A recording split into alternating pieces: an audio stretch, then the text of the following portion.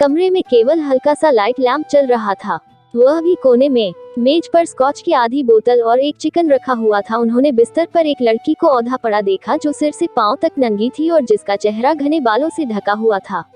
बाबू त्रिलोकीनाथ झूमकर मुस्कुराते हुए बड़बड़ाए, भाई वाह, तुम तो हमसे भी तेज निकली। फिर उन्होंने मेज से स्कॉच की बोतल उठाई और उसे मुंह से लगाकर गटागट 1/4 भाग पी गए। फिर बोतल रखकर उन्होंने भूखी नजरों से लड़की को देखा और जूते उतारकर फेंक दिए। बंद गले का कोट उतारा, कुर्ता उतारा और फिर धोती भी उतारकर फेंक दी। अब उनके बदन पर केवल एक अंडरवियर रह गया था। नशा बहुत तेज हो गया था। बाबू त्रिलोकीनाथ ने बोतल से फिर एक लंबा सा घूंट भर लिया और लड़खड़ाते हुए बिस्तर के पास पहुंचे।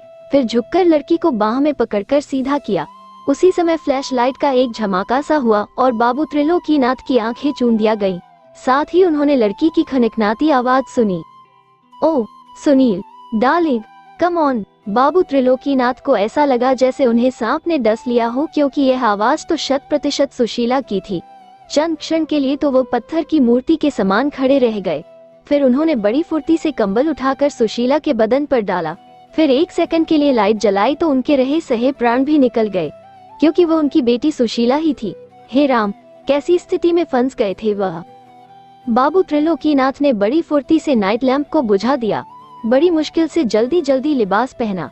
उनका बदन पसीने से भीग गया था, सारा नशा हिरन हो गया था। फिर राम जाने वो किस प्रकार कमरे से निकले और लिफ्ट की ओर बढ़ गए।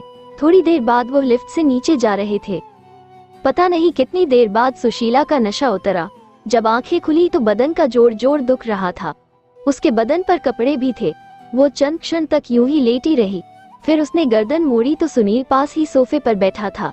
सुशीला हड़बड़ाकर उठकर बैठ गई और आश्चर्य से बोली, सुनील तुम। सुनील ने ठंडी लंबी सांस ली और बोला, क्या बताऊं सुशीला, कैसी प्रलय की रात बीती मुझ पर। मगर ये तुम्हारे सिर पर पट्टी कैसी बंधी है। मत पूछो सुशीला, पता नहीं किस तरह धरती फटने से बच गई। आकाश क्यों नहीं गिर पड़ा। क्या कह रहे हो सुनील, साफ साफ क्यों नहीं कहते। सुशीला, शायद तुम सुन न सकोगी। मैं कहती हूँ, भगवान के लिए मुझे कुछ बताओ, वरना मैं पागल हो जाऊंगी। पागल तो शायद अब भी हो सकती हो, वास्तविकता सुनकर और देखकर। सुनील मुझे बताओ, वरना मैं अपने बाल नोच लूंगी। सुनील की आंखों में आंसुओं की नमी झलक उठी और उसने कहा, तुम अपने डैडी को क्या समझती हो। मेरे डैडी हैं। सुशीला कुशल हो गई कि मेरे और तुम्हारे बीच कोई ऐसा शारीरिक संबंध नहीं हो सका जिसके बाद मुझे तुमसे शादी करनी पड़ती। क्या मतलब, तुम्हारे डैडी ने मेरे और तुम्हारे रिश्ते को कितने सस्ते दामों में बेच दिया था, ये देखो। सुनील ने एक पर्चा निकालकर सुशीला को दे दिया और बोला, पहले अपनी डैडी की लिखाई पहचानो और पढ़ लो। हाँ, यह मेरे डैडी ही की लिखाई है, सुशीला ने कहा और ऊंची आवाज में पढ़ने लगी। मैं तुम्हें लिखकर देता हूँ कि सुशीला की शादी सुनील से किसी भी मूल्य पर नहीं होगी। नहीं, सुशीला ने झटके से गर्दन उठाकर कहा, मेरे डैडी तो मेरी खुशी के लिए सब कुछ कर सकते हैं।